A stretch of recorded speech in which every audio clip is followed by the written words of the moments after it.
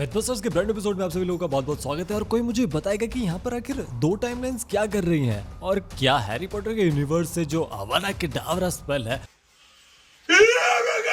उसको यूज करके मार्वल और डीसी के सुपर हीरोज या विलन्स को मारा जा सकता है। आज के इस वीडियो में हम ये डिस्कस करेंगे, तो बिना किसी देरी के हीरोगिरी शुरू करते हैं। मिथ नंबर 1, तो मयंक शर्मा का कहना है कि अगर एक ही सेक्रेट टाइमलाइन एग्जिस्ट करती है जैसे कि हमने लोकी सीरीज में देखा है, तो फिर एंटमैन द क्वांटममेनिया में जेनेट का जो एक्स बॉयफ्रेंड है वो उसे दो टाइमलाइन दिखाकर क्यों एक्सप्लेन कर रहा होता है मल्टीवर्स को और काउंसिल ऑफ कैंग्स को। यह सोचने वाली बात है कि यहाँ पर क्या हमें कोई दिल दहला देने वाला हिंट दिया जा रहा है, क्योंकि लोकी सीरीज में ऑलरेडी कंफर्म हो चुका है कि ही हू रिमेन्स एक ही सेक्रेट टाइमलाइन लेकर चल रहा था और बाकी जो थी वो तो मल्टीवर्स का पार्ट थी। लेकिन क्या कैंग द कॉन्करर के अकॉर्डिंग यहाँ पर दो सेक्रेट टाइमलाइंस एग्जिस्ट करती हैं? क्योंकि जो नीचे टाइमलाइन चल रही है ना, वो मोस्ट प्रोबेबली एमसीयू की मेन टाइमलाइन है जिसमें मल्टीपल ब्रांचेस निकल रही हैं। ये वो टाइमलाइन है जिसमें कैंग द कॉन्करर अपना सब कुछ खो चुका है, यानी कि एक सेक्रेट टाइमलाइन जिसे कैंग्स 11 पंजाब, मेरा मतलब है काउंसिल ऑफ कैंग्स कंट्रोल कर रहे हैं, और जो ऊपर टाइमलाइन है जिसे वो एक और होलोग्राम निकालकर एक और टाइमलाइन दिखाता है उसे मेरे ख्याल से सिल्वी कंट्रोल कर रही है ही हू रिमेन्स को मारने के बाद में। यह महज एक थ्योरी है, बस एक असम्पशन है मेरा, इसे आप लोग दिल पर मत लेना।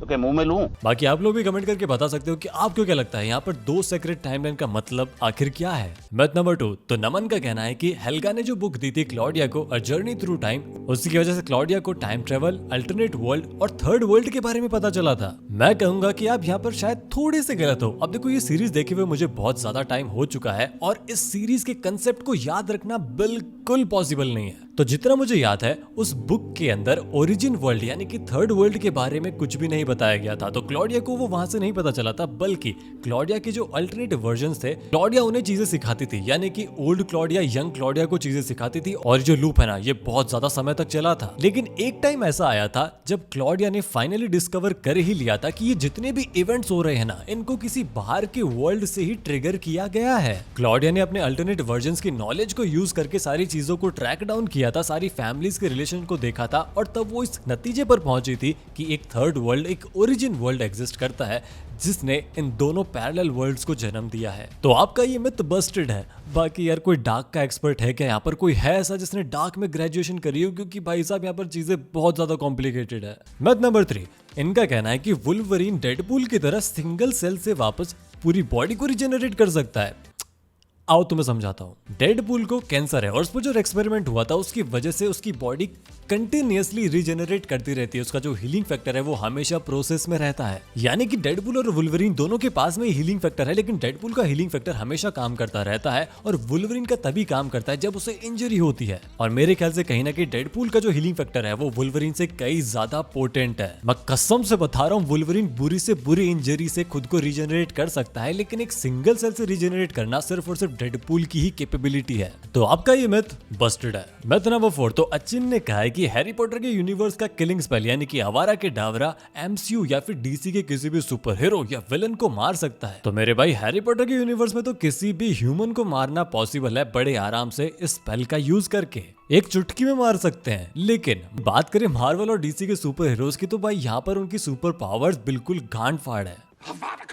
तक पहुंचेगा ना, उससे पहले वो स्पेल कास्ट करने वाले को मार के अपने अगले मिशन पर भी निकल चुके होंगे। फॉर एग्जांपल, हैरी पॉटर या फिर वोल्डेमॉर्ट इस स्पेल का यूज करके डॉक्टर स्ट्रेंज को नहीं मार सकते, क्योंकि वो तुरंत ही रियलिटी, टाइम और जज्बात सब कुछ बदल देगा। तो आपका ये मिथ बस्टेड है। मिथ नंबर 5, अथर्व का कहना है कि क्या जेनित्सु को अपनी पावर्स के बारे में पता है? क्या वो अपनी पावर को लेकर अवेयर है? तो देखो, मैंने मांगा नहीं पढ़ी है, लेकिन जितना मैंने डीमन स्लेयर अभी तक देखा है ना, मैं दावे के साथ कह सकता हूँ कि भाई जेनित्सु को थेरेपी की जरूरत है। He is suffering from dissociative identity, क्योंकि मुझे लगता है कि वो डिसोशिएटिव आइडेंटिटी डिसऑर्डर से सफर कर रहा है। यार बोलना ही नहीं आता, क्योंकि मुझे लगता है कि वो स्प्लिट पर्सनैलिटी डिसऑर्डर का शिकार बन चुका है। वही केस है जो मून नाइट के साथ में था। कोई चांस ही नहीं है यार कि जेनित्सु मेंटली स्टेबल बंदा है। वैसे हो सकता है कि कहानी में आगे चलकर ऐसा कुछ हो जहां पर वो अवेयर हो जाए, लेकिन फिलहाल तो वो अवेयर बिल्कुल भी नहीं है और उसे पक्का पर्सनैलिटी वाला डिसऑर्डर है। मैथ नंबर 6, तो अनिकेत ने एक मस्त सवाल पूछा है कि डार्क सीरीज की जो एंडिंग है वो आपको कितनी अच्छी लगी और क्या इसके अलावा और भी एंडिंग हो सकती थी? भाई ना, इसका जवाब ना मैं दूंगा। वैसे और है भी कौन यहाँ पर, लेकिन मेरे को इसका जवाब देना बहुत ज्यादा इंटरेस्टिंग लग रहा है। तो हाँ, डार्क की जो एंडिंग है वो मेरे दिल के बहुत ज्यादा करीब है, क्योंकि जो दोनों ही कैरेक्टर्स उनके रिलेशनशिप को बहुत ही अच्छी तरीके से दिखाया गया था। लेकिन जब ये एंडिंग में देख रहा था ना, तब एक बार के लिए गोटे मुंह में थे। थोड़ा देर के लिए वहां पे गोटी मुंह में था। पता है क्यों? क्योंकि आपने जो दूसरा सवाल पूछा है कि क्या और भी एंडिंग पॉसिबल थी, वो यहाँ पर पॉसिबल लग रही थी। मुझे लग रहा था कि क्या पता थैनोस के जो बेटा था उसका एक्सीडेंट इन दोनों की वजह से हुआ होगा। अगर इन दोनों की वजह से हुआ होता तो भाई ये जो एंडिंग है ये एक इनफाइनाइट लूप में कन्वर्ट हो जाती है और सीरीज खत्म होने के बाद में सारे के सारे व्यूअर्स डिप्रेशन में चले जाते हैं। लेकिन ऐसा नहीं हुआ था, उन दोनों की वजह से थैनोस के बेटे का एक्सीडेंट नहीं हुआ था और उन लोगों ने उस लूप को तोड़ दिया था। तो हाँ, एक ही एंडिंग और पॉसिबल थी और वो यही हो सकती थी कि जोनस और मार्था ही इन सब के लिए जिम्मेदार होते। और बहुत सारे लोगों ने कमेंट सेक्शन में उस मिथ को सबमिट किया है कि जो एंडिंग है वो नेवर एंडिंग लूप एक और बार स्टार्ट हो चुका है डार्क के क्लाइमैक्स में, लेकिन ऐसा बिल्कुल भी नहीं है। मिथ नंबर 7, तो इन भाई साहब ने तो मिथ को फन फैक्ट के रूप में लिखा हुआ है जो कि कंप्लीटली गलत है। इनका कहना है कि अंकल बेन की मौत एक नेक्सस इवेंट है क्योंकि वो हर नोन यूनिवर्स में ढेर हो जाता है। लेकिन मेरे भाई ऐसा बिल्कुल भी नहीं है, क्योंकि एक यूनिवर्स ऐसा है जिसमें अंकल बेन स्पाइडरमैन बन जाता है और पीटर पार्कर की मौत हो जाती है। तो आपके इस फन फैक्ट का सच्चाई से दूर दूर तक कोई लेना देना नहीं है। अगला मिथ है कि विश भाई पानी की स्मगलिंग करते हैं। तो यार मिथबस्टर्स के आज के एपिसोड में बस इतना ही था। जो मिथ्स रह गए हैं मैं उनको एक और वीडियो में डिस्कस करूंगा, यानी कि मिथबस्टर का हर एपिसोड हर वीक आएगा।